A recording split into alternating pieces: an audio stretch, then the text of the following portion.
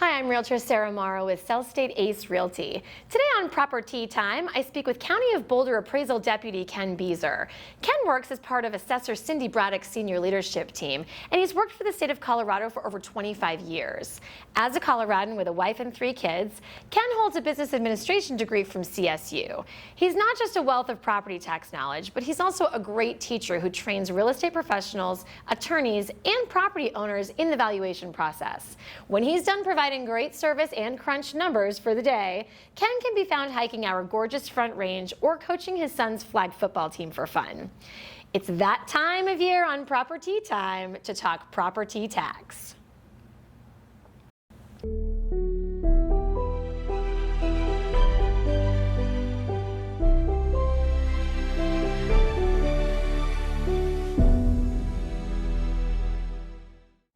Ken, hi, thank you so much for being here. You're welcome. Thank you. It's a pleasure to be here with you. Awesome. Likewise. Let's jump right in. So what do you do, and how did you get to doing what you do? And why don't you tell us also what you enjoy most about that which you do? Well, I'm the appraisal deputy with Boulder County Assessor's Office. And actually, I started in 1995 with the state of Colorado. Wow. And so it's been a long time, coming up on 28 years now. Jeez. And within that, I started as an appraisal property tax specialist, and this state department I started with actually oversees all 64 county assessors to make sure there's uniformity, equalization with valuation. And so it's a lot of ins, shuns, and shuns. But when you come back around to it, it really encompasses uniformity, equalization within each of the 64 county assessors. And right now, with my job, I'm looking at Boulder County specifically.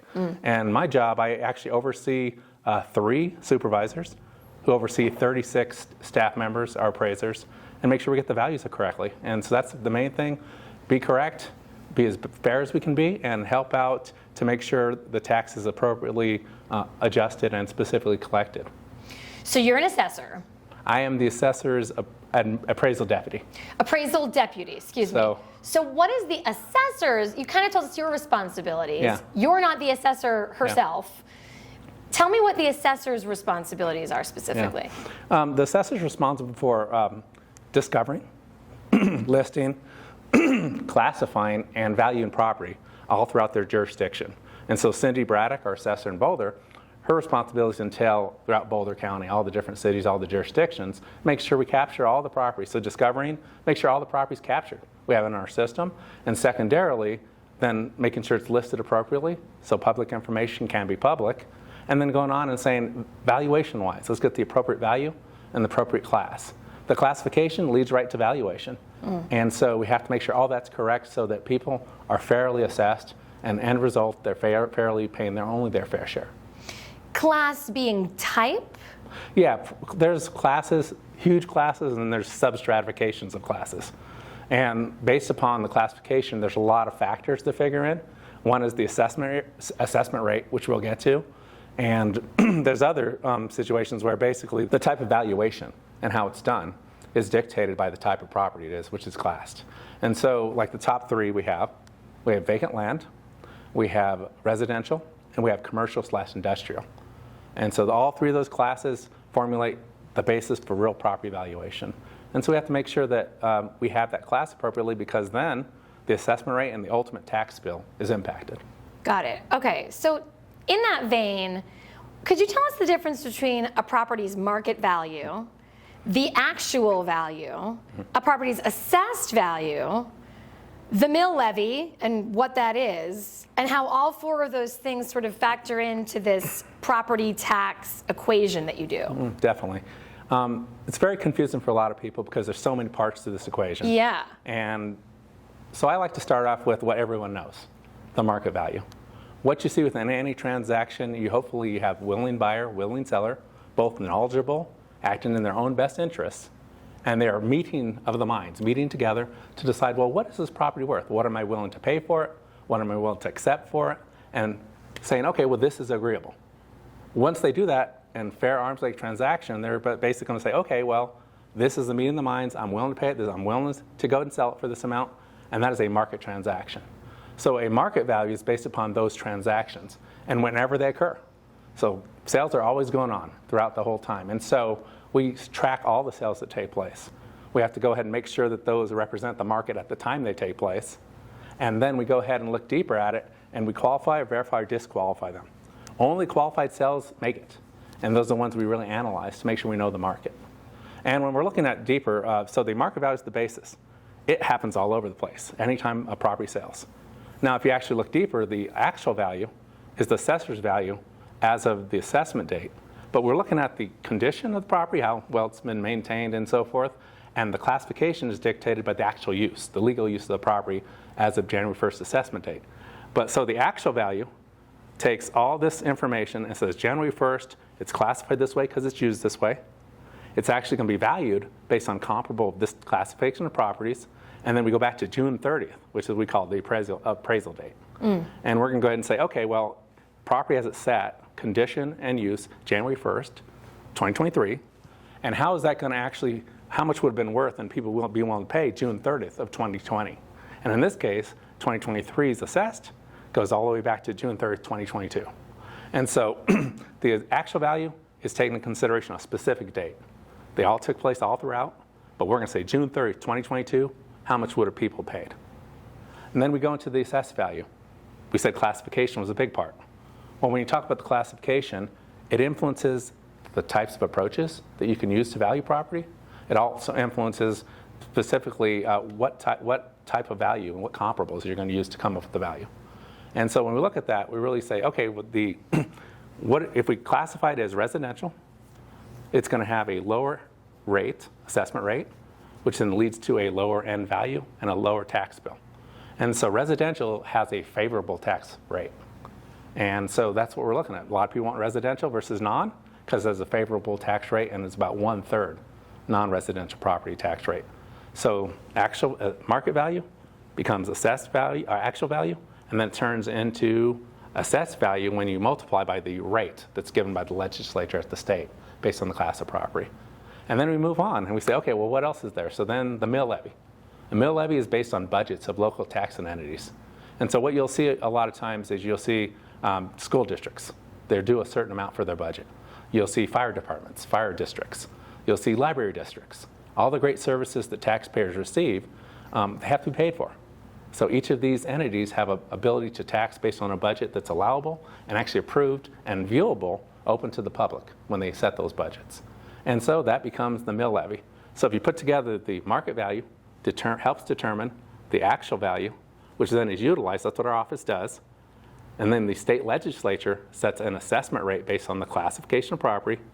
And then you multiply by that and it becomes the assessed value. And then the one other part is the mill levy based on budgeting allowances. And that becomes multiplied by that and it's actually the tax bill. Jeez. So yes, it's very complex and we have charts and that's the way we do it because otherwise it flusters many a person. Well, you're a mathematician. Not trying to be, but yes, you have to almost slide in there whether you like it or not. Okay, you lost me a couple times. Okay. You mentioned 2020. Did you mean to go back only 1 year to 2022? Because I heard you say 2020, and then we go back to 2022. Yeah. Why would you go back 3 and 1 year? Yeah. Well, just to clarify, what we have is we have something called a data collection period. Okay. And so all sales that have taken place from July 1st of 2020 all the way through to the appraisal date, which is June 30th, 2022. Okay, is so where it's a 3-year span. It's actually 24 months.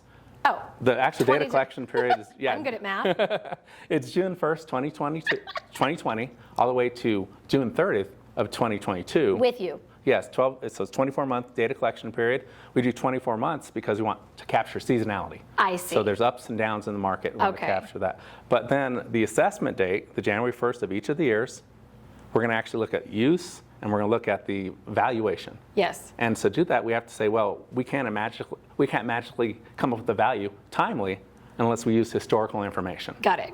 And so it gives us that little bit of 6 months Yep. to truly utilize the data to come up with an actual value. Understood. The other place I got a little lost was you said appraised value, and you said favorable. Yes.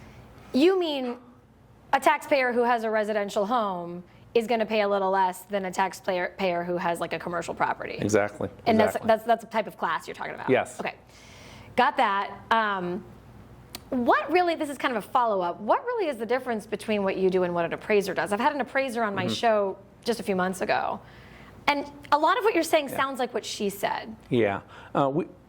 Generally, appraisers we call them fee appraisers. Fee appraisers? A fee appraiser, because they're not working for governmental, they're working for a fee per appraisal. And when you have a fee appraiser, they're looking at a specific one property, and they don't have an appraisal date that is set for all sales. It's based upon when the sale takes place. So if I were to be a fee appraiser and you wanted to sell your property today, I'd look at today's date, what would it be worth on the market today? And my comparable sales, 3 to 6 of them, standardly, would be pulled from the best sales closest to the sale date. And so I'd look at that. Well, with our office, we do mass appraisal. And mass appraisal means we look at all the sales that have occurred. We try to figure out what they would have been worth. Was it arm's length transaction, willing buyer, willing seller, acting on the best interest? And then if it was, we capture that information and we calculate it. We put them all together. We use mass appraisal modeling to come up with, is there a trend? Are values going up? Are values going down? Which helps us determine if there's a time trend that needs to be applied. Sure. So wherever they happen, a fee appraiser would say, that's fine, here it is, here it is. With us, we have to say, well, here it is, but what would have it been June 30th of 2022? I see. Okay. That timeline actually helps my brain a little bit. So, can you talk about the important, we're doing this in a very time-sensitive time and in a timely manner. What are some really important dates that I, as a homeowner, love everything you said about market value. That's the only one I really feel like I know about. Yes. But the tax assessment thing, because it's so time sensitive, and of course I'm paying attention to comps and my neighborhood and my market value. I need to dig deeper when I'm looking at the tax assessed value, because it's not only based on timing, but what are some other dates, summer, fall, winter, that I as a residential homeowner need to keep in my mind? I think when you talk about property taxation, I think first understanding where we look at the use and classification, and then looking back at what the data collection period is. A lot of people get very confused because they're looking open-eyed and they say, well, my property today, when I receive my tax notice, wouldn't be worth this much. A tax notice goes out on May 1st of every year, and so they may say, oh, well, I just got this bill, and there's no way it's worth that much right now. Well, it goes back in time, and so historical. So you'd want to say, okay, as of May 1st, would my property have been worth an exchange as of June 30th of 2022? Okay. And so you're kind of going back with that. So that's a good date to know. June 30th, 2022 is the appraisal date, where as if it had happened that time, the sale, that should be close to what it would have been offered for and bought for. Okay, then when you go to the assessment date, January 1st of every year, you have to actually look at that and say, okay, well, what use and what classification should have been here, and it's residential, hopefully, used for that purpose, and so you're looking at that for the favorable rate. And so January 1st is another part.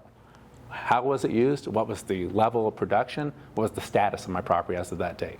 So if you have a transaction where you have a property in transaction, like we're having transition, I'd say, and you're actually having vacant land have a building upon it. And so when you do that, it shifts to the classification. Got it. So you're like, January 1st, what is it? Right. And that helps us with our comparables. And so then the next date, I'd say, would be May 1st. That's where you get your notice of value. Notice of value, a lot of people forget about how important that is. As soon as you look at that, you say, is that reasonable? And if not, you have an appeal period that starts. And if you disagree with what the value is on there, the classification, the condition, you can appeal that to our office anytime between May 1st and this year is June 6th or June 8th. Other years, it's usually all throughout the month of May. And when you timely appeal, you have the best information you can. You bring it to the table. You go ahead and sign off on the appeal form, talk to our staff, and we try to help you to understand the system and decide whether you want to pursue your appeal at that time, or if you'd prefer to go ahead and let the property value stand, and so gives you your rights. The other part is if you do in fact file an appeal, our office looks at all those appeals and then they come back around and they say, okay, well, is that reasonable? Is it not reasonable? And then we come up with what we call a notice of determination. And mid-August, April 15th is when those go out. Taxpayer disagrees, property owner disagrees, they go to the next appeal period. And the next thing is the County Board of Equalization, and then up the road, up to a trier fact level. So there's all sorts of opportunities, very taxpayer friendly or property owner friendly. And so that's what I really think it's all about. And those are the main dates. And then if you miss it, there's an abatement we'll talk about a little bit later.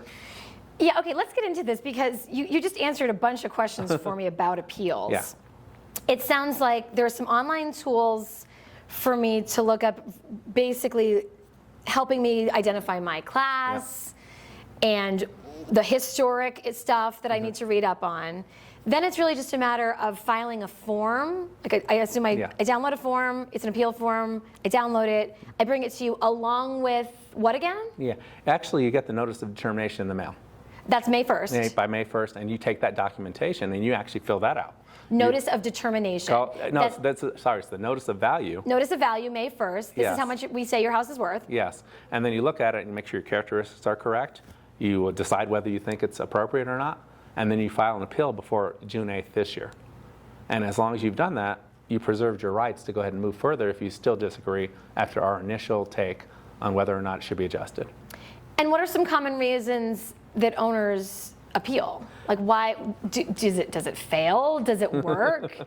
Are they legitimately right? I mean, tell me about what happens and how often it actually comes to fruition that they drop your taxes. Well, typically what you have is you have people appeal because they believe the classification should be different. We already talked about the assessment rate difference, and it's going to lead to a lower rate potentially if you have it from vacant land to residential classification. Also, we don't always capture everything perfectly, and so sometimes there's a situation where you may have a condition change. Something's not maintained reasonably well, or maybe our records are incorrect. Maybe you only have 2 bathrooms versus 3. So anything that could potentially impact that type of determination, which can influence value, is something they bring in. Some people just don't agree. It's just too high, our taxes are too high. Well, we can't actually respond to that because the taxes were one part of the equation out of the main 3. And we can only control that valuation portion, that classification portion, and the market tells us what those are. And so anything beyond that has to go to the legislature potentially for assessment rate adjustments, or they have to go to the taxing entities for budget adjustments to lower the taxes that come to them. And so that's what you're talking about. Now, as far as appeals, it actually goes even further. You can appeal for any reason. All you have to do is sign that you appeal and you disagree and turn it in timely. That's not always going to work very well on getting an adjustment because we want documentation support and reasoning to make sense, and we evaluate those deeper. And then our appraisers look at them. They're assigned specific locations, specific geographical regions, and they hopefully know the market pretty well, and they make the determination. And then you get a notice of determination, and then you have an opportunity to go further if you still disagree. And that notice of determination, you said, comes like July-ish? It's August 15th. August 15th, by August 15th. By August 15th, and then you have until the end of August to appeal. Okay. So what happens if I miss, let's say I do have a bunch of good documentation, but I miss June 8th? If you miss the actual deadline for appealing, which this year, is June 8th. It's going to be end of May usually, whatever that is, but it's been extended. But if you miss that date, there's something called an abatement process. And it means that I did not timely file, therefore I still want to preserve my right. And so you can go back up to the current year, back to 2 years if you have not filed an appeal, and you can make a determination that you want to file all 3. And as long as you have not filed, then you can do that. We call it one bite of the apple. I see. I see. Filed being you haven't appealed, but you also haven't paid your property taxes either. We recommend you pay your property taxes. and the reason is because abatement is, generally speaking, correction that then you receive back. There is the treasurer can seize, distrain, and try to sell your property if you are delayed too much on that. And so got it. So pay it, appeal it, figure it out later in the summer. Yes, and abatements sometimes have a delayed process. They don't immediately come back to you. So pay it, preserve your rights, and then provide documentation as much as you can. Well, this has been incredibly helpful. You obviously have tons of experience and tons of patience with us taxpayers. I like to ask my guests, what are 1 or 2 things that you really wish us lay people, us property owners, us property taxpayers knew about property taxes in general? Obviously, all you hear all day long probably is this is too much. I'm not doing it. I can't back up why, but I refuse. Can you talk about what you would blanket statement to the world about their property taxes if you had a megaphone?